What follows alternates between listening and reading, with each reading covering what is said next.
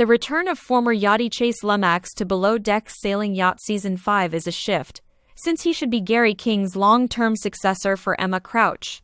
The external crew experienced problems when they transitioned from charter to charter during the first few episodes of Below Deck Sailing Yacht Season 5.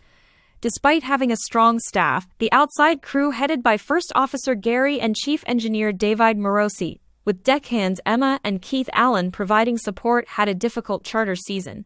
Emma's persistent poor performance forced Gary and Captain Glenn Sheffard to fire her.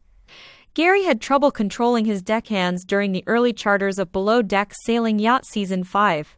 Even though many of the problems Emma encountered while working aboard Parsifal Roman III were resolvable, Gary, who had spent years working as the Parsifal EI's first officer both on and off below deck, was aware that he was unhappy with Emma's performance, but he would not voice his concerns.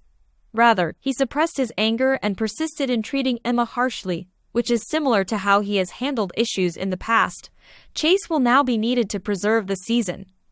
Chase has performed well as a deckhand on Parsifal Roman III, despite having only participated in one charter season with Below Deck Sailing Yacht. Chase was a fascinating yachty who was well versed in his duties on the sailing yacht when he appeared with the crew of Below Deck Sailing Yacht in Season 4. Throughout the charter season, Chase kept his wits about him and knew how to manage almost any situation that was requested of him, despite Gary's constant challenges. The deckhand was successful at his job and felt he would blend right in. Despite arriving late to Below Deck Sailing Yacht Season 5, Chase will already be familiar with the area because he has already worked with Captain Glenn Sheffard. It can be challenging for some below-deck yachties to join a crew in the middle of the season and attempt to fit into a role or crew that they are not familiar with.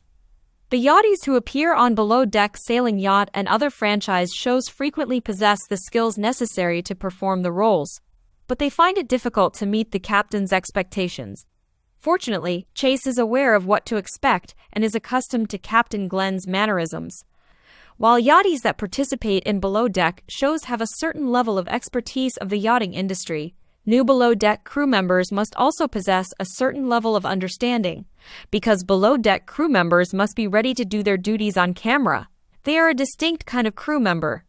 The crew of Below Deck Sailing Yacht, of which Gary has been a member since the second season, has frequently had trouble getting along with one another.